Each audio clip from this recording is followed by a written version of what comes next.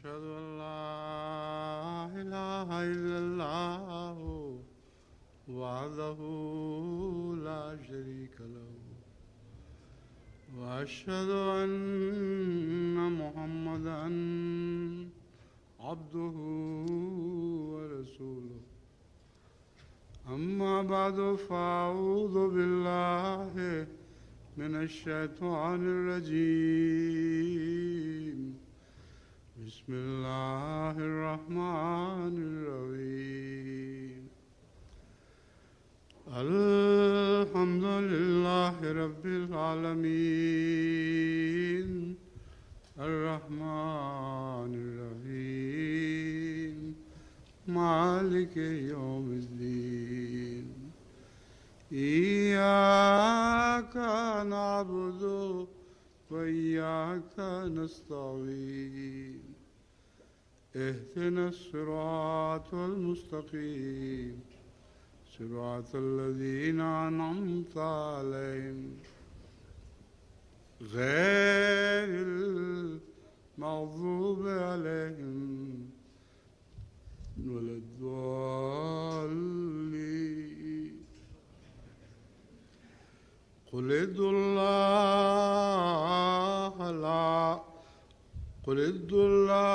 وادعوا الرحمن أيما تدعوا فله الأسماء الحسنى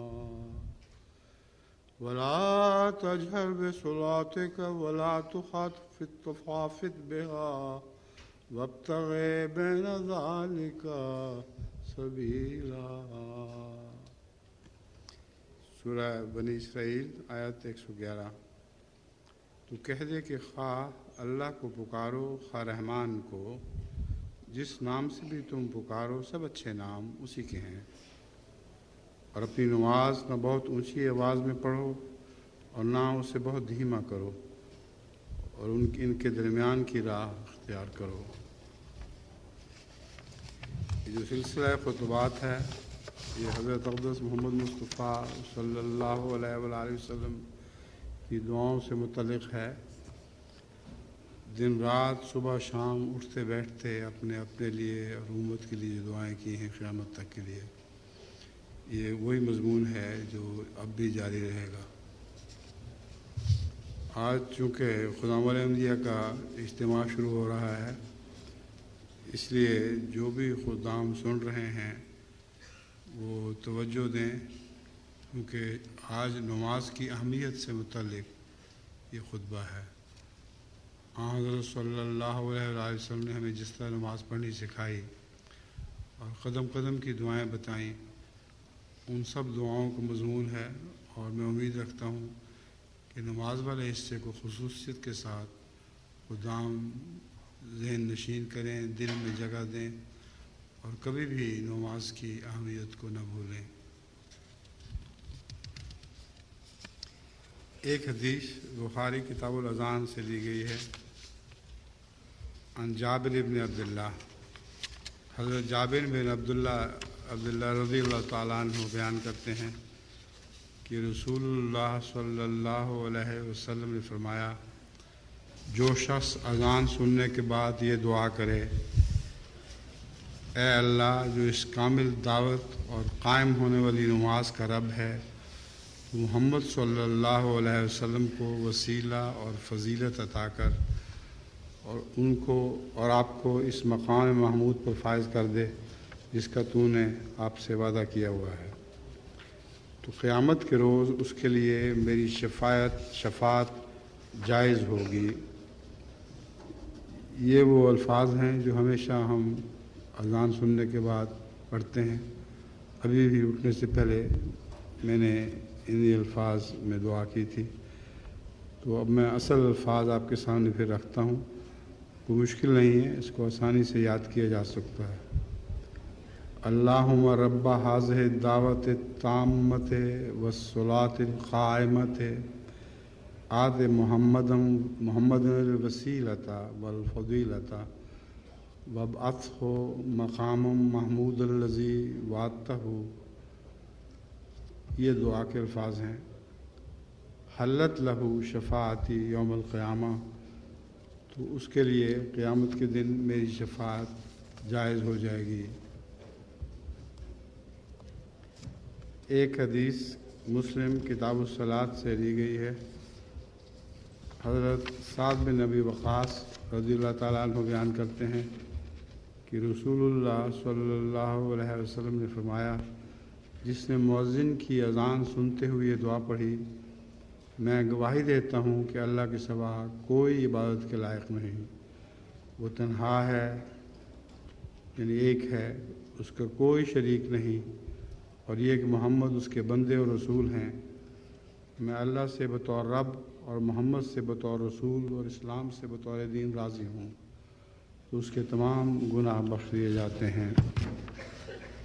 جو تمام گناہ بخش دیے جاتے ہیں سے مراد یہ ہے کہ اس وقت تک انسان نے جو گناہ کیے ہیں، اگر وہ خلوص نیت سے یہ دعا کرے گا تو اللہ تعالیٰ اثر نو اس کا حساب شروع کر دے گا۔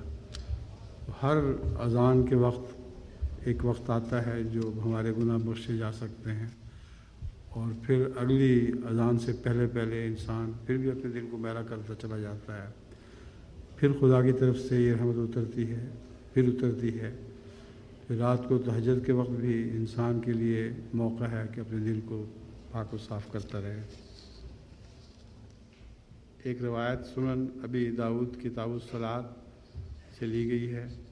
حضرت ام سلمہ رضی اللہ تعالیٰ عنہا بیان فرماتی ہیں کہ رسول اللہ صلی اللہ علیہ وسلم نے مجھے تعلیم دی کہ میں مغرب کی اذان کے وقت یہ دعا پڑھا کروں، اے اللہ، یہ تیری رات کی آمد اور تیرے دن کی واپسی کا وقت ہے، اور یہ تجھے پکارنے والوں کی آوازیں ہیں، بس تو میری مغفرت فرما۔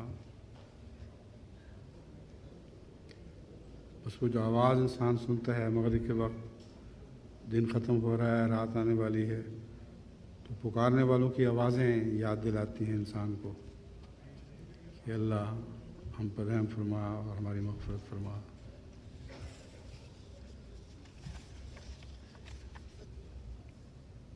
ایک حدیث ترمذی کتاب الصلاۃ میں حضرت ابو ہریرہ رضی اللہ تعالیٰ عنہ سے مروی ہے۔ وہ کہتے ہیں کہ رسول اللہ صلی اللہ علیہ وسلم نے فرمایا، امام ضامن ہوتا ہے اور مؤذن کو امین بنایا گیا ہے۔ اے اللہ، اماموں کو ہدایت پر قائم رکھ اور مؤذنوں کی مغفرت فرما۔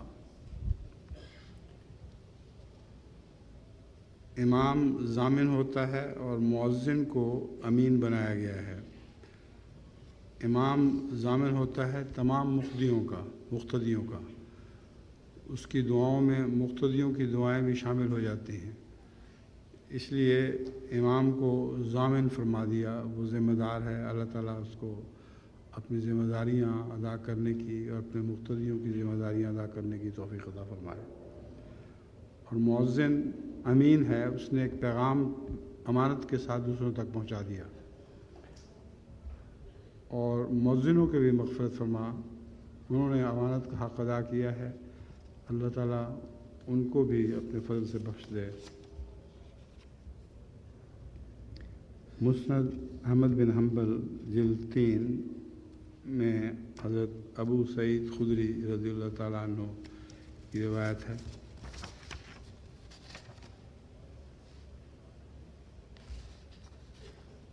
ابو سعید رضی اللہ تعالیٰ عنہ نے بیان کیا ہے، اور اس روایت کے متعلق لکھا ہے کہ پوچھنے پر پتہ چلا کہ مرفوع ہے، یعنی حضرت صلی اللہ علیہ وآلہ وسلم کی سند پہنچی تھی اور آپ ہی نے یہ فرمایا تھا۔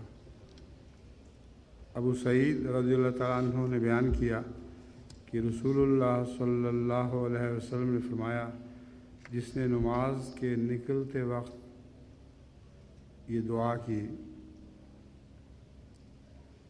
جس نے نماز کے لیے نکلتے وقت، وہ نماز کے لیے جا رہا ہے، اس وقت کی دعا ہے، اے اللہ، میں تجھ سے سوال کرنے والوں اور اپنے پیچھے چلنے والوں کے حق میں سوال کرتا ہوں۔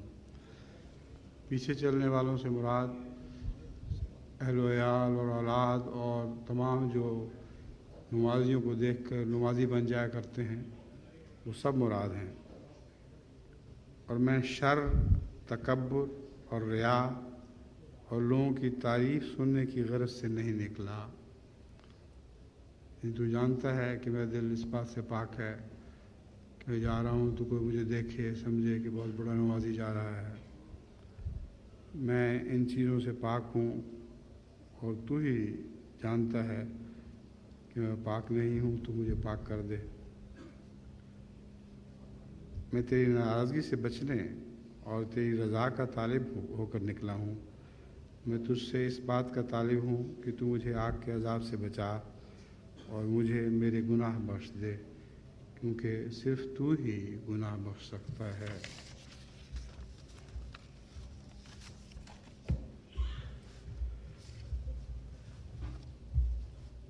अब वज़ू के बाद की एक दुआ है।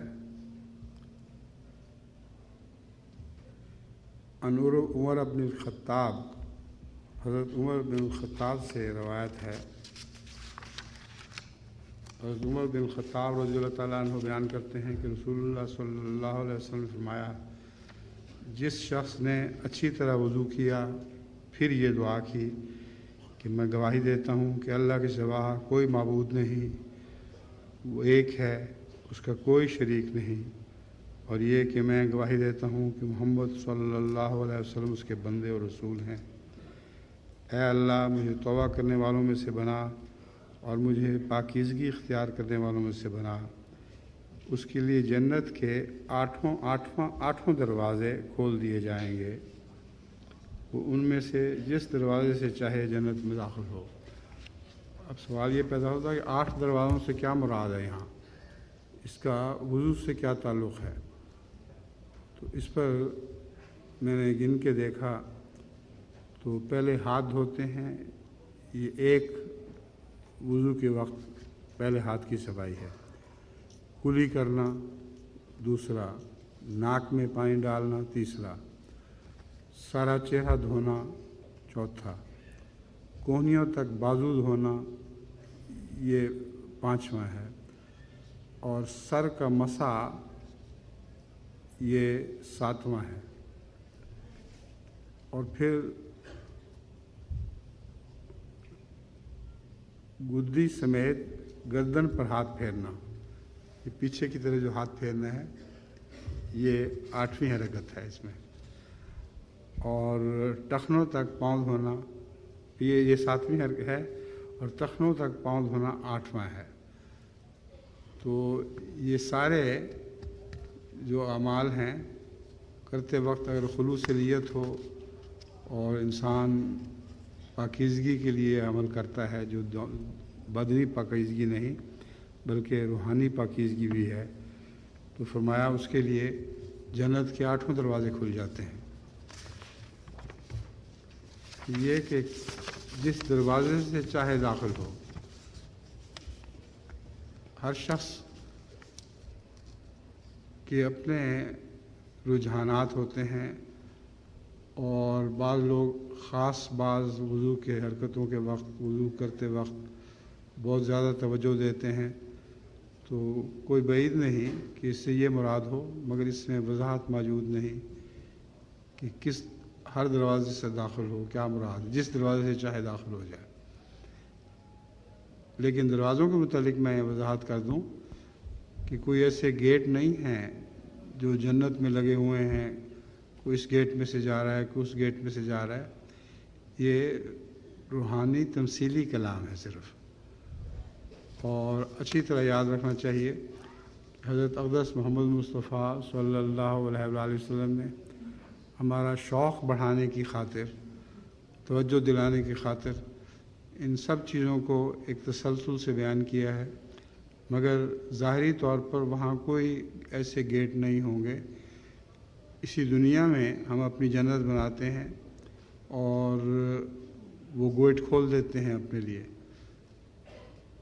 तो कैसी जन्नत बनाते हैं, किस की तरफ ज़्यादा तवज्जो करते हैं, कौन सी नेकियां करते वक्त ज़्यादा खुदा याद करते हैं खुदा ताला को, ये वो मज़मून है जो इस हदीस में बयान हुआ है।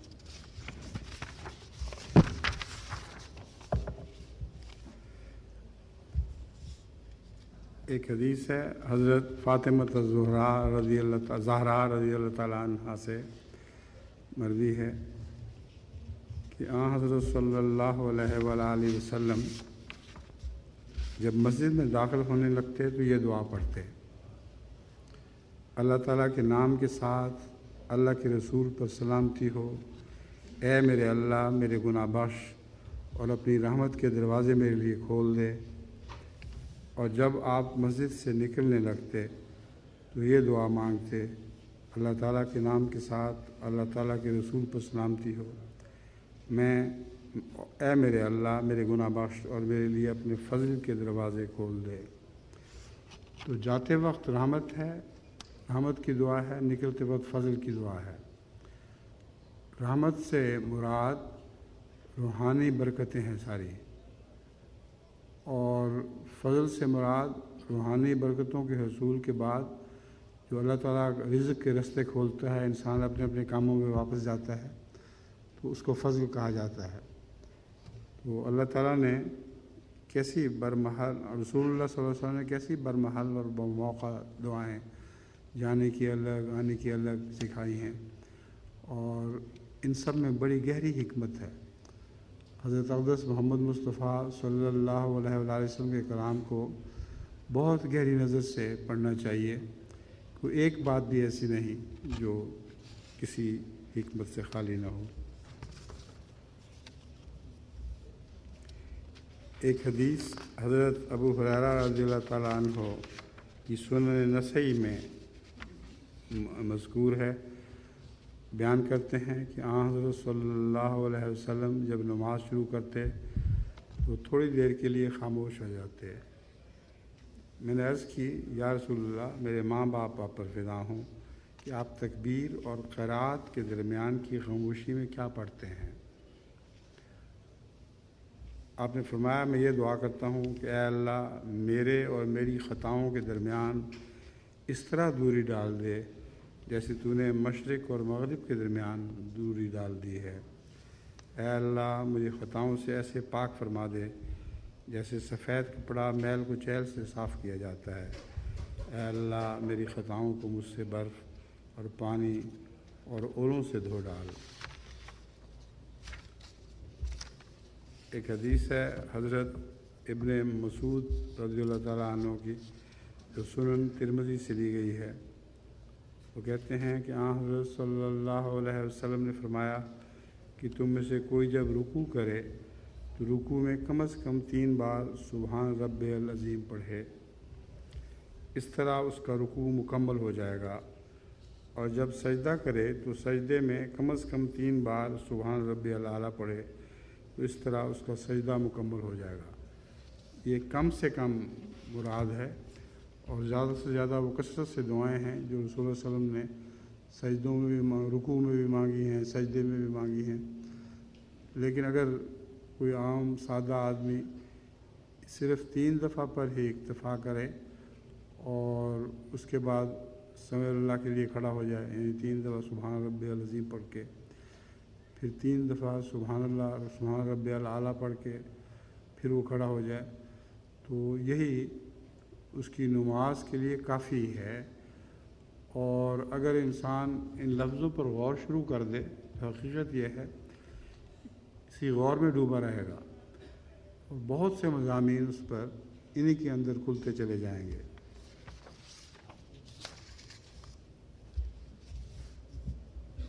حضرت مولوی سرور شاہ صاحب قادیان میں ہم نے دیکھا کہ بہت لمبی نماز پڑھایا کرتے تھے، اور سجدے میں جا کے بعض دفعہ لگتا تھا کہ اٹھنا ہی بھول گئے ہیں۔ تو اس کے بعد کسی نے ان سے سوال کیا کہ آپ سجدے میں کتنی دفعہ سبحان ربی الاعلیٰ پڑھتے ہیں؟ انہوں نے کہا 3 دفعہ۔ میں نے کہا 3 دفعہ اتنی دیر؟ تو انہوں نے کہا جب میں ایک دفعہ سبحان ربی الاعلیٰ کرتا ہوں تو مانو کہ سمندر میں غوطہ مار جاتا ہوں، اور وہ معنی دہراتا رہتا ہوں اور پڑھتا 1 دفعہ سبحان ربی الاعلیٰ ہوں، پھر جب دوسری دفعہ شروع کرتا ہوں تو اور معانی مجھ پر کھل جاتے ہیں، پھر تیسری دفعہ پڑھتا ہوں تو اور معانی مجھ پہ کھل جاتے ہیں۔ یہ اللہ کی شان ہے کہ حضرت صلی اللہ علیہ وسلم جو فرمایا کہ 3 دفعہ بھی کافی ہے، تو اس 3 دفعہ میں بھی بڑی وسعتیں ہیں۔ ایک حدیث ہے حضرت حذیفہ بن یمان رضی اللہ تعالیٰ عنہ کی، یہ ترمذی سے لی گئی ہے۔ حضرت حذیفہ بن یمان روایت کرتے ہیں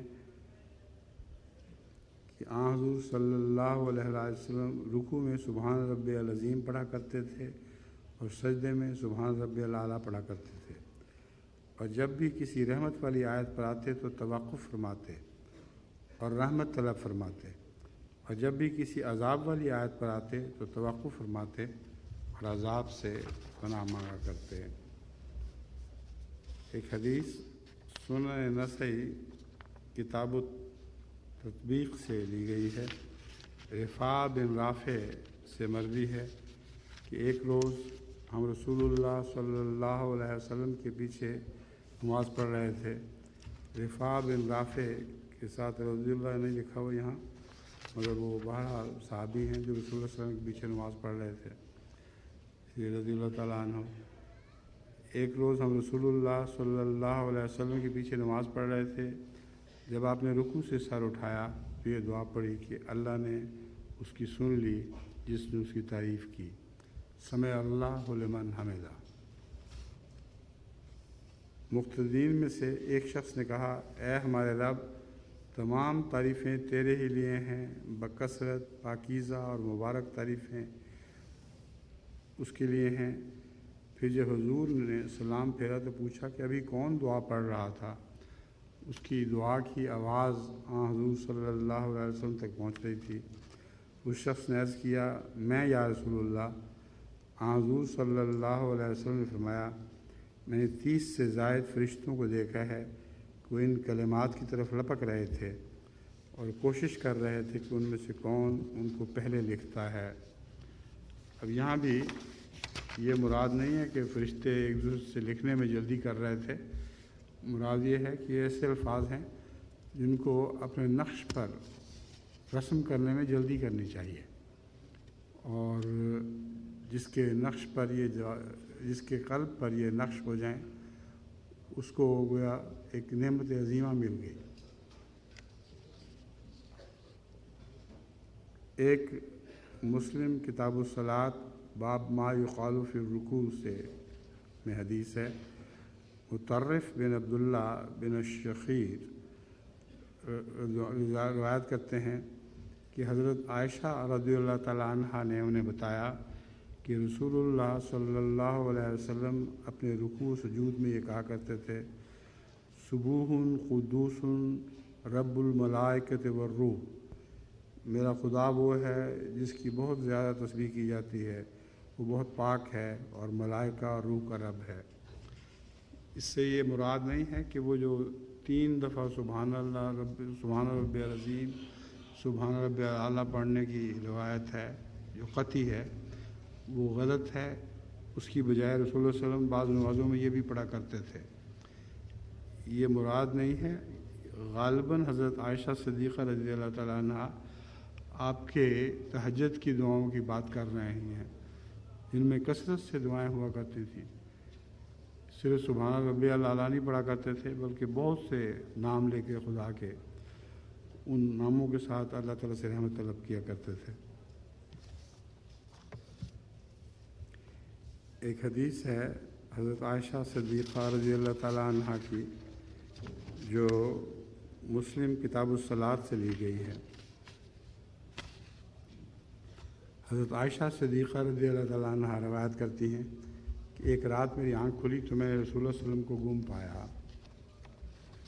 میرے دل میں یہ گمان گزرا کہ آپ اپنی کسی اور بیوی کے ہاں چلے گئے ہیں، چنانچہ میں نے آپ کو تلاش کیا، پھر میں واپس آ گئی تو کیا دیکھتی ہوں کہ آپ رکوع میں سجدہ میں وہیں تھے اور یہ دعا کر رہے تھے، سبحانک و بحمدک لا الہ الا انت، یعنی اے اللہ تو اپنی تعریف کے ساتھ پاک ہے، تیرے سوا کوئی معبود نہیں، اور یہ کہتے چلے جاتے تھے گڑ گڑاتے ہوئے، یہی بار بار دہرا رہے تھے۔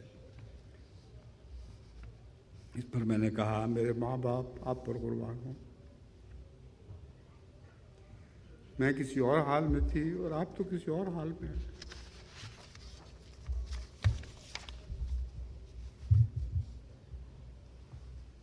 ایک حدیث صحیح مسلم کتاب التفسیر سے حضرت عائشہ رضی اللہ تعالیٰ عنہ کی اور مروی ہے کہ آپ نے رسول اللہ صلی اللہ علیہ وسلم قرآن کریم سے استنباط کرتے ہوئے رکوع و سجود میں اکثر یہ دعا کیا کرتے تھے، سبحانک اللہم ربنا و بحمدک اللہم اغفر لی۔ اور یہ جو دعا ہے، جیسا کہ اگلی حدیث سے پتہ چلے گا، یہ حضرت رسول اللہ صلی اللہ علیہ وآلہ وسلم تمام رکوع اور تمام سجود میں یہ نہیں کیا کرتے تھے، بلکہ دراصل اس کا ایک صورت سے تعلق ہے جسے سورہ نصر کہا جاتا ہے۔ اس صورت کے بعد حضرت صلی اللہ علیہ وسلم ضرور یہ دعا رکوع اور سجدوں میں کیا کرتے تھے، چنانچہ اگلی حدیثوں میں بھی اس کی وضاحت موجود ہے۔ صحیح مسلم میں حضرت عائشہ رضی اللہ تعالیٰ عنہ سے مروی ہے کہ رسول کریم صلی اللہ علیہ وسلم جب اذا جاء نصر اللہ والفتح کے نزول کے بعد رسول کریم صلی اللہ علیہ وسلم اذا جاء نصر اللہ والفتح کے نزول کے بعد ہر نماز میں دعا کیا کرتے تھے، سبحانک ربنا و بحمدک اللہم اغفر لی۔ دوسری روایت میں یہ بھی ہیں، سبحانک اللہم ربنا و بحمدک اللہم اغفر لی۔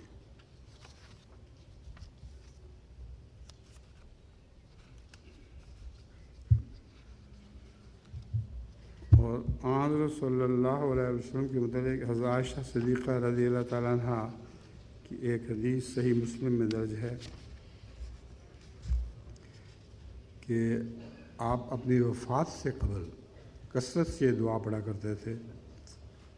اس میں نماز مراد نہیں، اٹھتے بیٹھتے یہ دعا آپ کی ورد زبان تھی، سبحانک و بحمدک واستغفرک واتوب الیک۔ اے اللہ، پاک ہے تو اپنی حمد کے ساتھ، اور میں تجھ سے مغفرت چاہتا ہوں اور تیری طرف جھکتا ہوں۔ حضرت عائشہ صدیقہ رضی اللہ تعالیٰ عنہا بیان کرتی ہیں کہ میں نے عرض کی، یا رسول اللہ، یہ کیا کلمات ہیں جو آپ نے اب کہنے شروع کر دیے ہیں؟ اس پر حضور صلی اللہ علیہ وسلم نے فرمایا، میری امت میں میرے لیے ایک علامت ٹھہرائی گئی ہے، یعنی سورہ اذا جاء نصر اللہ کا نزول، اور جب میں وہ دیکھوں تو یہ دعا کیا کروں۔ مراد یہ ہے، حضور صلی اللہ علیہ وآلہ وسلم کو اس صورت کے نزول کے بعد بکثرت کشفاً وہ نظارے دکھائے گئے تھے جس میں جوق در جوق لوگ فوج در فوج اسلام میں داخل ہوں گے، اور اس مناسبت سے حضور صلی اللہ علیہ وآلہ وسلم نے خصوصاً آخری ایام میں بکثرت یہ دعائیں پڑھی ہیں۔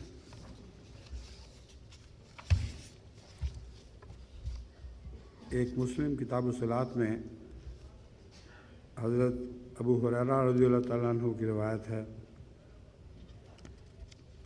کہ رسول اللہ صلی اللہ علیہ وسلم سجدے میں یہ دعا پڑھا کرتے تھے، اے اللہ، میرے سارے چھوٹے بڑے اگلے پچھلے ظاہر و باطن گناہ مجھے بخش دے۔ یہاں بھی جو 3 دفعہ سبحان ربی الاعلیٰ پڑھنا ہے، یہ اس کے علاوہ اور بھی بہت کثرت سے دعائیں کیا کرتے تھے رسول اللہ، یہ ان میں سے ایک ہے۔ اور آپ کے سجدے بعض دفعہ اتنے طویل ہوتے تھے کہ ایک انسان کی تہجد کی ساری نماز بھی اتنی طویل نہ ہوگی جتنی آپ کے سجدے طویل ہو جایا کرتے تھے۔ بعض دفعہ آپ کے قیام اتنے طویل ہوا کرتے تھے کہ کھڑے کھڑے پاؤں سوج جایا کرتے تھے، اور رسول اللہ صلی اللہ علیہ وسلم دعاؤں میں مگن مصروف، سوچتے بھی نہیں تھے کہ آپ کو کیا تکلیف ہو رہی ہے۔ ایک حضرت ابن عباس رضی اللہ تعالیٰ عنہ کی روایت سنن ابن ماجہ میں مروی ہے کہ رات کی نماز میں حضرت صلی اللہ علیہ وسلم سجدوں کے درمیان یہ دعا پڑھا کرتے تھے، اے میرے رب مجھے بخش دے، مجھ پر رحم فرما، میری اصلاح فرما، مجھے رزق عطا فرما اور میرا رفع فرما۔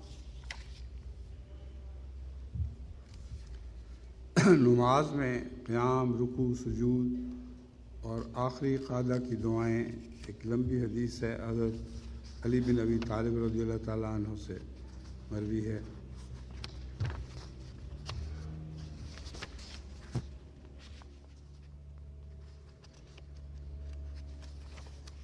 اس میں تقریباً ساری نماز پڑھنے کا طریقہ حضرت علی رضی اللہ تعالیٰ عنہ نے بیان کیا ہے حضرت صلی اللہ علیہ وسلم کی سنت کے حوالے سے۔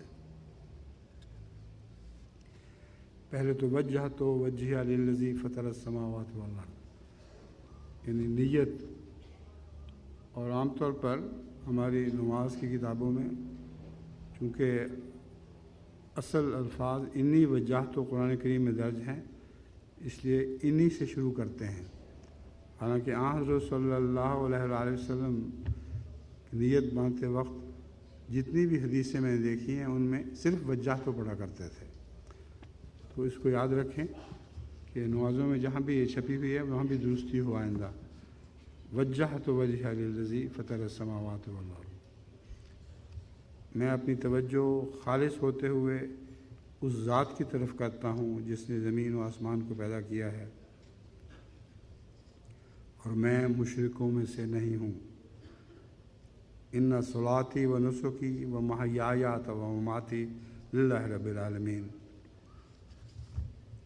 اس کے بعد یہ بھی ثابت ہے کہ حضور اکرم صلی اللہ علیہ وسلم یہ دعا بھی مانگا کرتے تھے کہ یقیناً میری نماز، میری قربانی، میری زندگی اور میری موت اللہ ہی کے لیے ہے جو رب العالمین ہے، اس کا کوئی شریک نہیں، اور مجھے اس بات کا حکم دیا گیا ہے کہ میں فرما برداروں میں سے ہوں۔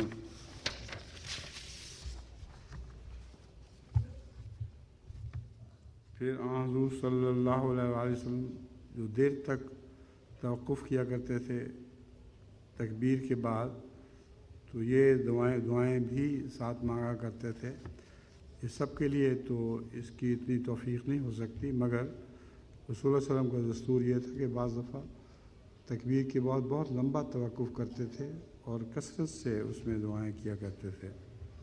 ایک یہ حضرت علی رضی اللہ تعالیٰ عنہ نے آپ کی دعا لکھی ہے، اے اللہ تو ہی بادشاہ ہے، تیرے سوا کوئی بھی عبادت کے لائق نہیں، تو میرا رب ہے اور میں تیرا بندہ۔ میں نے اپنی جان پر ظلم کیا اور میں اپنے گناہوں کا اعتراف کرتا ہوں، بس تو مجھے میرے سارے گناہ بخش دے، کیونکہ تیرے سوا کوئی بھی گناہوں کو بخشنے والا نہیں، اور اخلاق حسنہ کی طرف میری رہنمائی فرما، اور اخلاق حسنہ کی طرف رہنمائی کرنے والا تیرے سوا کوئی نہیں، اور اخلاق سیئہ کو مجھ سے دور رکھ، اور اخلاق سیئہ یعنی برے اخلاق کو تیرے سوا کوئی مجھ سے دور نہیں کر سکتا۔ میں تیرے حضور حاضر ہوں اور تمام تر سعادتیں اور تمام تر خیر تیرے ہاتھوں میں ہی ہے، اور شر تیری طرف سے نہیں ہے، یعنی جو شر بھی انسان میں پیدا ہوتا ہے وہ اللہ تعالیٰ نہیں پیدا کرتا، وہ خدا تعالیٰ نے جو نیکی کی تعلیم دی ہے اس سے ہٹنے کے نتیجے میں شر پیدا ہوتا ہے۔ جیسے سورج سایوں کا ذمہ دار تو نہیں ہے، مگر جو سورج کی روشنی کے درمیان کوئی چیز حائل ہو جائے اور انسان کا نفس اس میں حائل ہو جاتا ہے تو اس سے پیچھے جو اندھیرا ہے وہ اس کے نتیجے میں پیدا ہوتا ہے۔ تو یہ باریک نقطہ ہے جو حضرت رسول اللہ صلی اللہ علیہ وسلم نے یہاں بیان فرمایا ہے، اور شر تیری طرف سے نہیں ہے، میں تجھ سے ہوں اور تیری طرف مائل ہوں، تو برکت والا اور بلند شان والا ہے، میں تجھ سے مغفرت کا طالب ہوں اور تیری طرف جھکتا ہوں۔ جب آپ رکوع فرماتے تو یہ دعا کرتے ہیں، اللہ میں تیری خاطر رکوع کرتا ہوں اور تجھ پر ہی ایمان رکھتا ہوں اور اپنا آپ تیرے سپرد کرتا ہوں، میرے کان، میری آنکھیں، میرا دماغ، میری ہڈیاں اور میرے اعصاب تیرا خشوع اختیار کرتے ہیں۔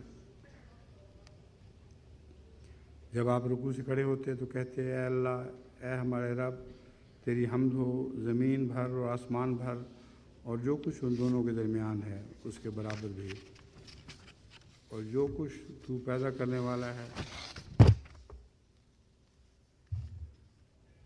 آئندہ جو پیدا ہونے والا ہے، اتنی خیر بھی، اتنی بھی حمد بھی تیری ہو۔ اور جب آپ سجدہ کرتے تو یہ کہتے اے اللہ، میں تجھے ہی سجدہ کرتا ہوں اور تجھ پر ہی ایمان لاتا ہوں، اور میں اپنا آپ تیرے ہی سپرد کرتا ہوں، اور میرا چہرہ اس ذات کے حضور سر بسجود ہے جس نے اسے پیدا کیا اور اس کو مناسب شکل دی اور اس میں کان اور آنکھیں بنائیں۔ برکت والا ہے اللہ جو کہ پیدا کرنے والوں میں سے سب سے بہترین پیدا کرنے والا ہے۔ پھر آپ تشہد اور سلام پھیرنے کے درمیانی وقت میں یہ دعا کرتے تھے اے اللہ، جو خطائیں میں کر چکا ہوں اور جو میں کرنے والا ہوں، یعنی جو سورج وسلم نے نہیں کی مگر انکساری کی حد ہے، آپ آئندہ کے لیے بھی اللہ ہی سے پناہ مانگتے تھے، آئندہ کسی قسم کی کوئی خطا سرزد نہ ہو۔ بہت ادنا لوگ ہیں ہمیں تو کثرت سے اس چیز کو یاد رکھنا چاہیے کہ جو خطائیں میں کرنے والا ہوں ان سے بھی درگزر فرما، اور جو میں نے ظاہراً کیا ہے اور جو میں نے مخفی طور پر کیا ہے، اور جو میں زیادتی کر چکا ہوں تو مجھے بخش دے، اور جسے تو مجھ سے زیادہ جانتا ہے تو ہی مقدم ہے اور تو ہی مؤخر، تیرے سوا کوئی معبود نہیں۔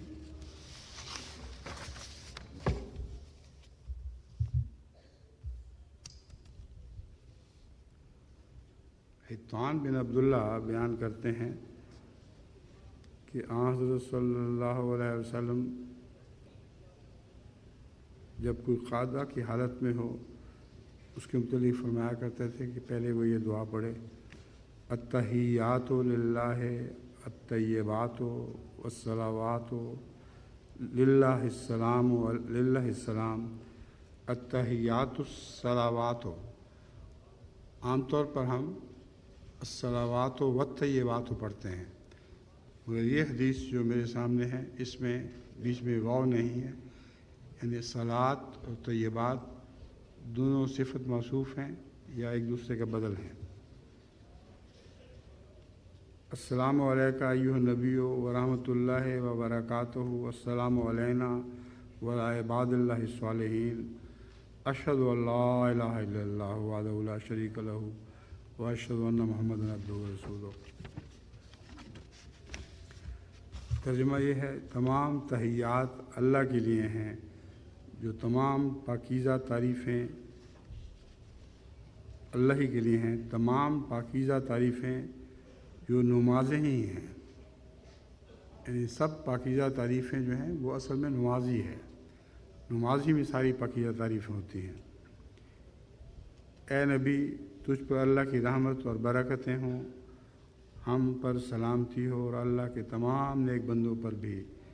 میں گواہی دیتا ہوں کہ اللہ کے سوا کوئی معبود نہیں، وہ واحد ہے، اس کا کوئی شریک نہیں، اور میں گواہی دیتا ہوں کہ محمد اللہ کے بندے اور رسول ہیں۔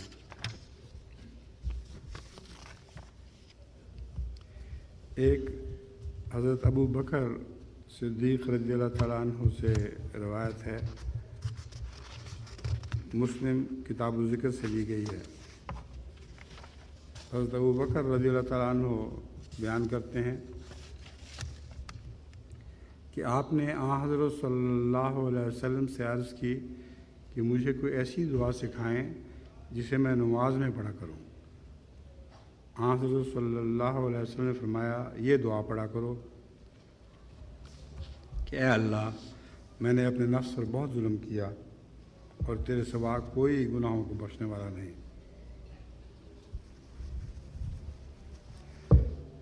میں نے اپنے نفس پر بہت ظلم کیا اور تیرے سوا کوئی گناہوں کو بخشنے والا نہیں۔ بس تو अपनी जनाब से मुझे बख्श दे और मुझ पर रहम कर, यकीनन तू बहुत बख्शने वाला और बहुत रहम करने वाला है.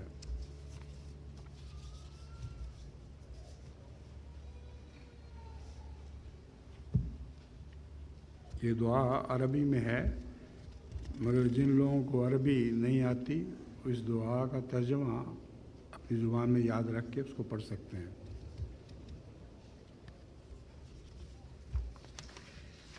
एक बुखारी किताब अहादीसुल अंबिया से रवायत ली गई है. हज़रत अब्दुर्रहमान इब्न अबू लैला बयान करते हैं कि मुझे काब बिन उजरा मिले और कहा कि क्या मैं तुम्हें एक तोहफ़ा न दूँ, जिसे मैंने हज़रत सल्लल्लाहु अलैहि वसल्लम से सुना है. तो काब बिन उजरा रज़ियल्लाहु ताला अन्हु ये सहाबी थे. मैंने कहा हाँ, मुझे वो तोहफ़ा ज़रूर दीजिए. तब उन्होंने कहा, हमने रसूलुल्लाह सल्लल्लाहु अलैहि वसल्लम से पूछा,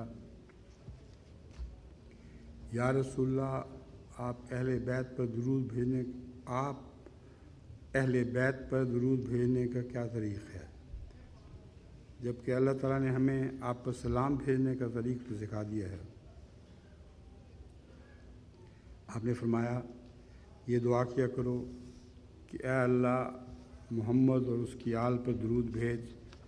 ये जो हम अल्लाहुम्मा सल्ली अला मुहम्मद व अला आलि मुहम्मद कमा सल्लैता अला इब्राहीम व अला आलि इब्राहीम अत्तहियात में दुआ पढ़ते हैं, ये दुआ सारी सुनाई. अल्लाहुम्मा बारिक अला मुहम्मद व अला आलि मुहम्मद कमा बारकता अला इब्राहीम व अला आलि इब्राहीम इन्नका हमीदुम मजीद.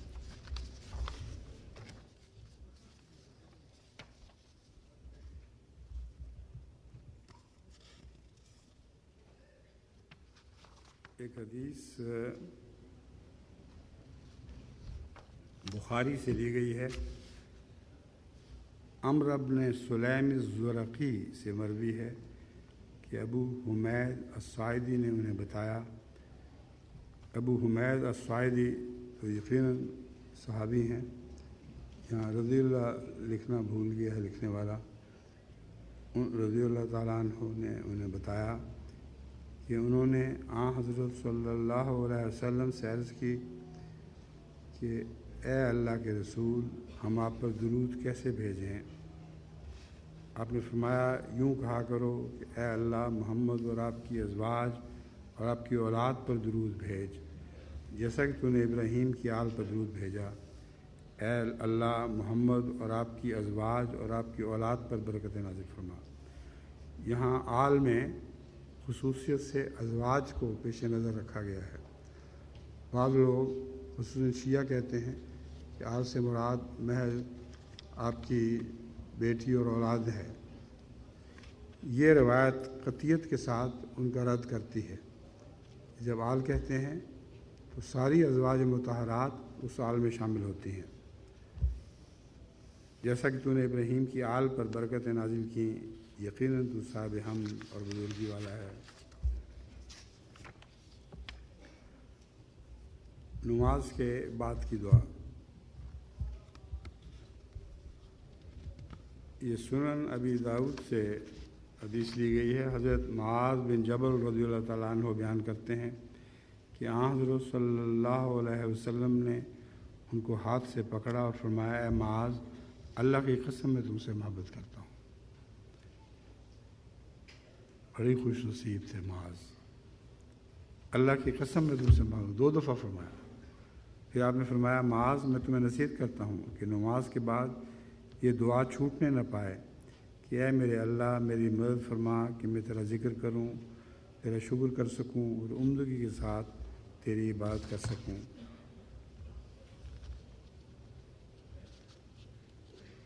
अल्लाहुम्मा आइन्नी अला ज़िक्रिका व शुक्रिका व हुस्न इबादतिका. ये अल्फाज हैं, चंद अल्फाज हैं जो खूब अच्छी तरह याद हो जाने चाहिए. नमाज के बाद ये ज़िक्र जो है मुख्तसर और बहुत गहरा ज़िक्र है. आइन्नी अला ज़िक्रिका व शुक्रिका व हुस्न इबादतिका.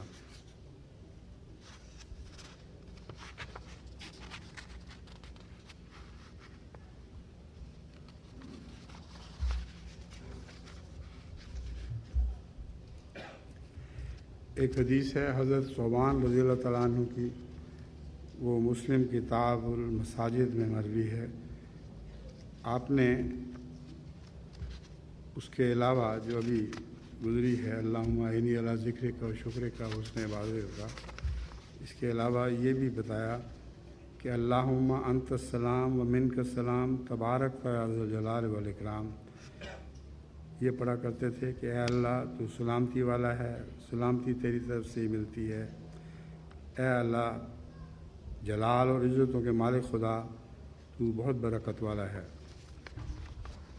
یہ دونوں دعائیں میں نے حضرت حکیم فضل الرحمان صاحب سے، جو افریقہ کے بہت ہی قربانی کرنے والے مبلغ تھے، ان سے سیکھ لی تھیں، کیونکہ وہ اکثر نماز میں ان کے ساتھ ہی بیٹھا ہوتا تھا، یا جب بھی بیٹھا ہوتا تھا تو وہ اونچی آواز سے یہ دونوں دعائیں پڑھا کرتے تھے، اللہم انت السلام و منک السلام تبارک یا ذا الجلال والاکرام، اور اس کے بعد اللہم اعنی علی ذکرک و شکرک و حسن عبادتک۔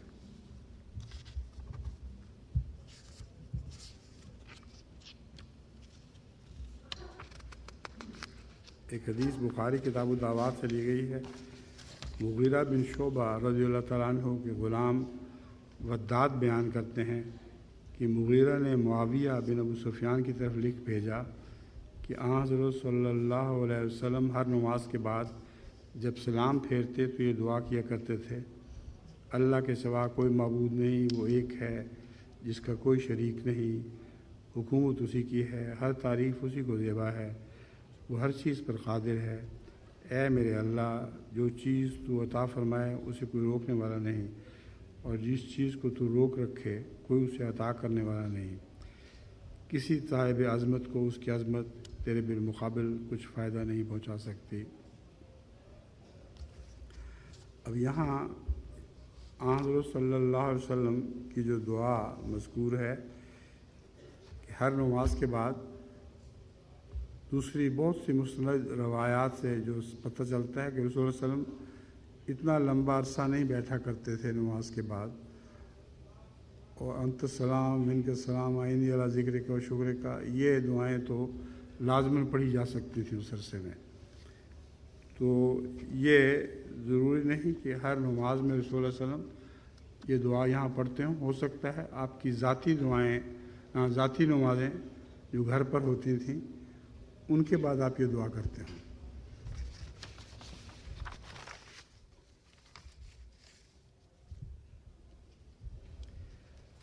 نماز کے بعد کی ایک دعا مسلم کتاب الصلاۃ میں درج ہے۔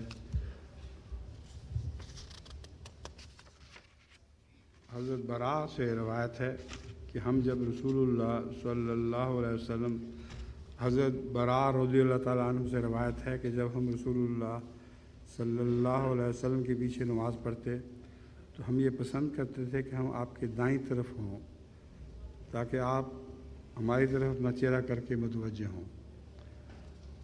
چہرہ تو آپ بائیں طرف بھی کیا کرتے تھے، اور چاہتے تھے کہ سب سے پہلا سلام جو رسول اللہ صلی اللہ علیہ وسلم کا ہمیں پہنچے وہ دائیں طرف چونکہ ہوتا ہے، اس لیے ہم وہاں بیٹھے ہوں۔ وہ کہتے ہیں کہ میں نبی صلی اللہ علیہ وسلم کو یہ دعا کرتے ہوئے سنتا تھا، رب قنی عذابک یوم تبعث و تجمع عبادک، اے میرے رب مجھے اس روز جب تو اپنے بندوں کو عروج کرے گا یا جمع کرے گا اپنے عذاب سے بچانا۔ تو یہ بھی ثابت ہوتا ہے کہ رسول اللہ علیہ وسلم مختلف دعاؤں میں مختصر دعاؤں نمازوں کے بعد کئی مختصر دعائیں پڑھا کرتے تھے، کبھی کوئی۔ تو یہ جو ہے کہ ہر نماز کے بعد، یہ درست نہیں، ہر نماز کے بعد تو اور بہت سی دعائیں قطعیت کے ساتھ ثابت ہیں، بس ان میں سے ایک یہ بھی ہے۔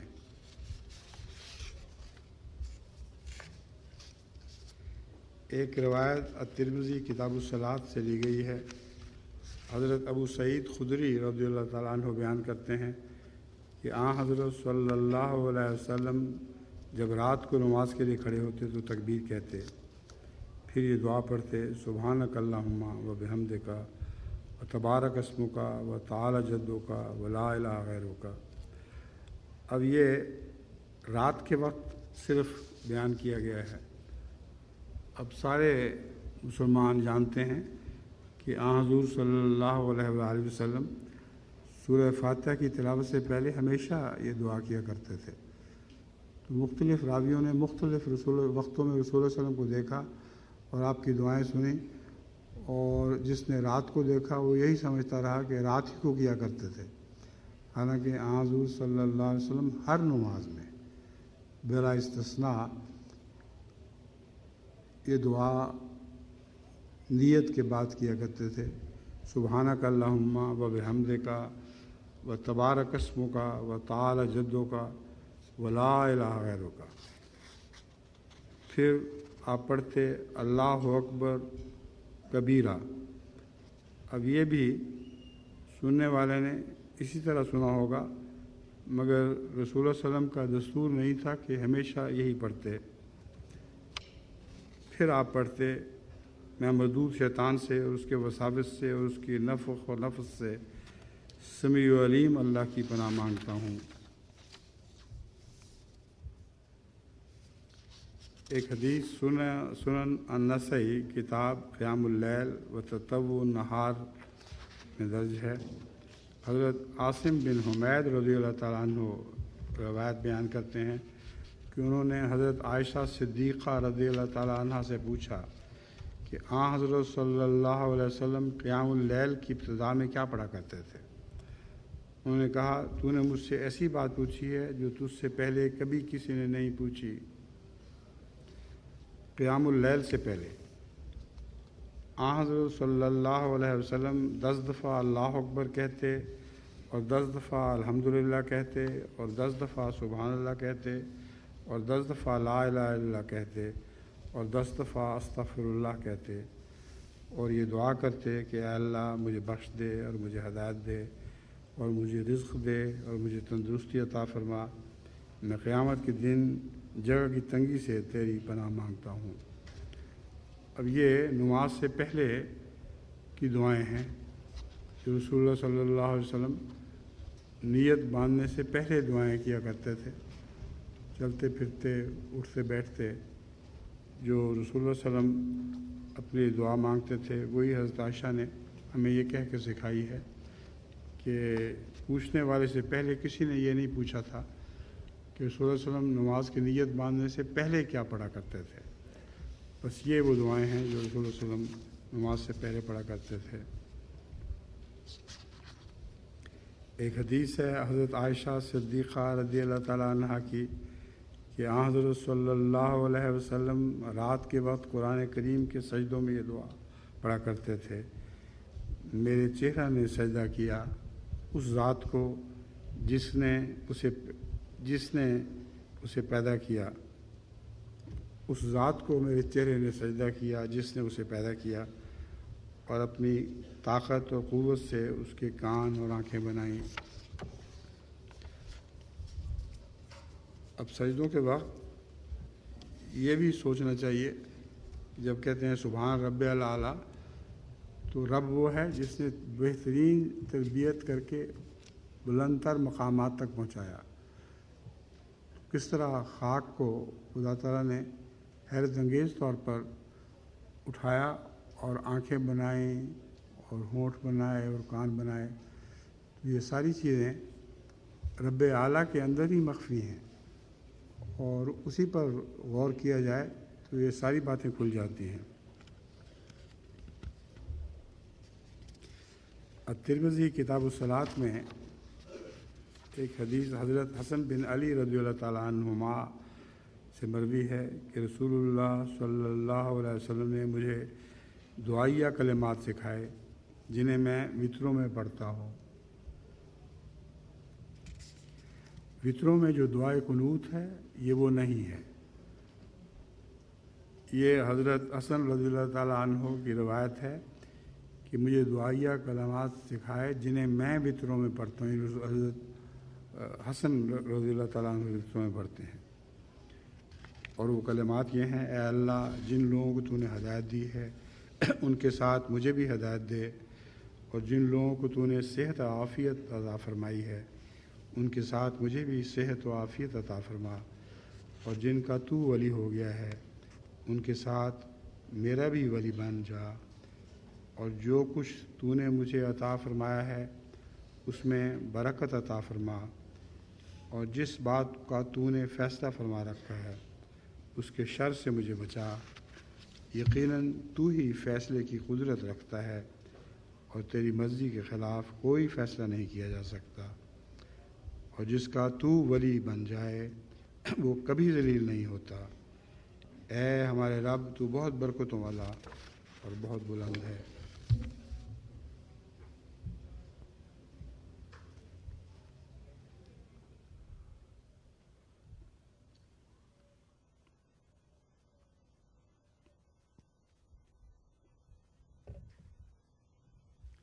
اب میں آخر پہ حضرت مسیح موعود علیہ الصلوۃ والسلام کے چند اقتباسات آپ کے سامنے رکھتا ہوں۔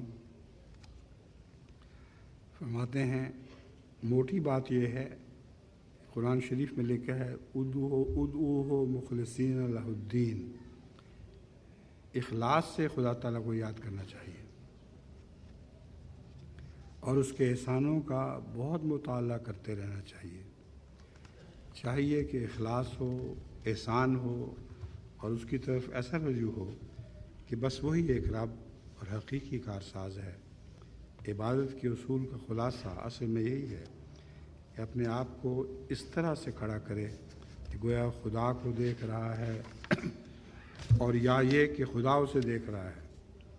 ہر قسم کی ملونی اور ہر طرح کے شرک سے پاک ہو جاوے، اور اسی کی عظمت اور اسی کی ربوبیت کا خیال رکھے۔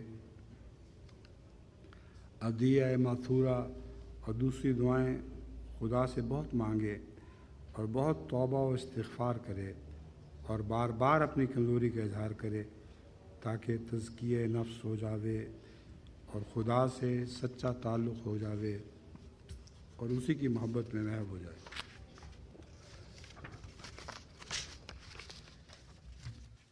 پھر حضرت مسیح موعود علیہ الصلوۃ والسلام فرماتے ہیں، یہ بھی یاد رکھنے کی بات ہے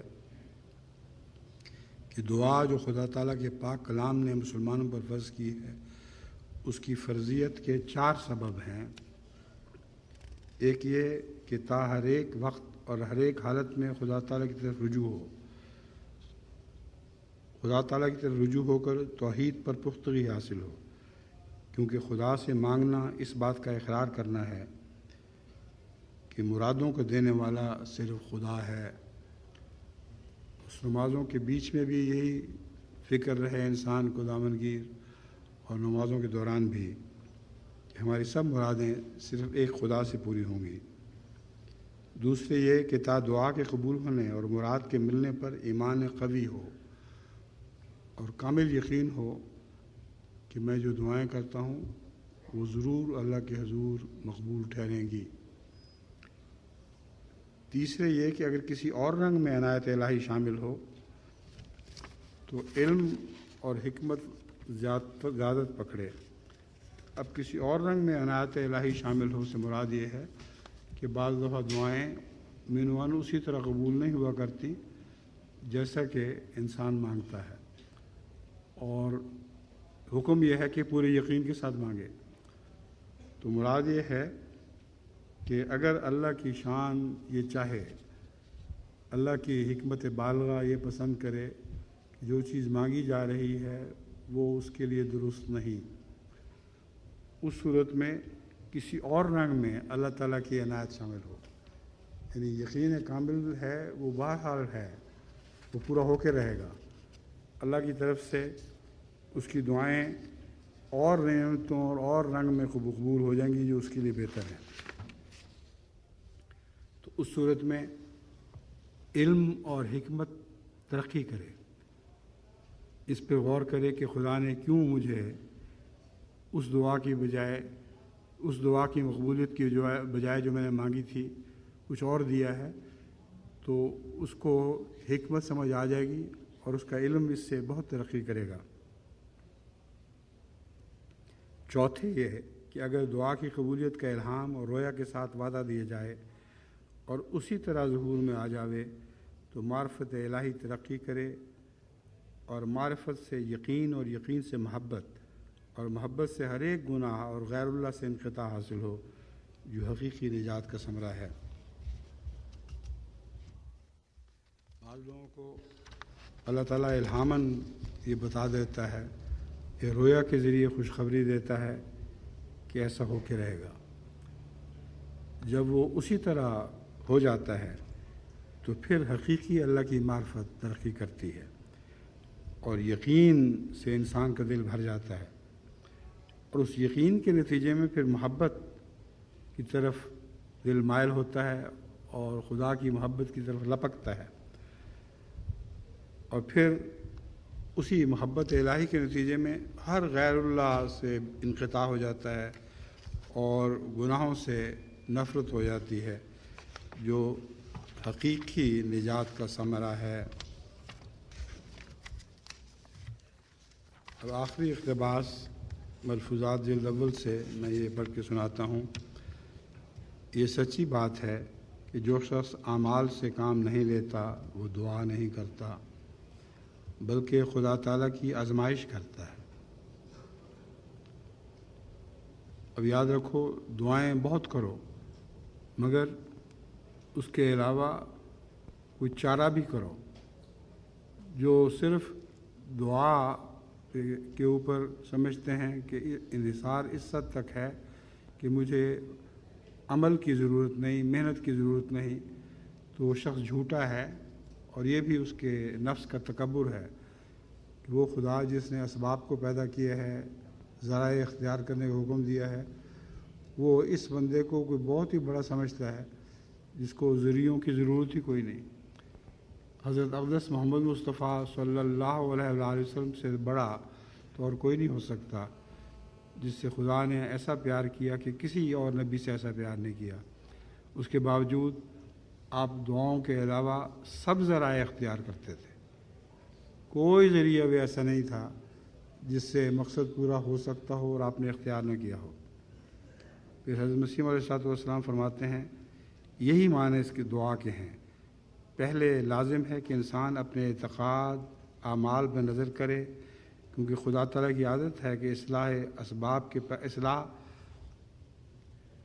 اسباب کے پیرائے میں ہوتی ہے۔ وہ کوئی نہ کوئی ایسا سبب پیدا کر دیتا ہے جو اصلاح کا موجب ہو جاتا ہے۔ اب یہ بھی ایک باریک کلام ہے، مطلب یہ ہے کہ اسباب جو توفیق ملتی ہے وہ بھی دعا سے ملتی ہے، تو ذریعہ اختیار کرنا ضروری ہے، مگر یہ انسان سوچے کہ وہ ذریعے بھی تو خدا ہی نے مہیا کیے ہیں۔ جس کو اللہ ذریعہ مہیا نہیں کرتا وہ بیچارہ کچھ بھی نہیں کر سکتا، تو اس کی نہ دعا رہی نہ اسباب رہے۔ بس دعا پہ حقیقی زور دو، اور دعا یہ کرو کہ اللہ میری دعا کی قبولیت کے لیے مجھے وہ سچے ذرائع بھی عطا کر جن کے اتباع کے ذریعے مجھے میرا مقصد حاصل ہو جائے۔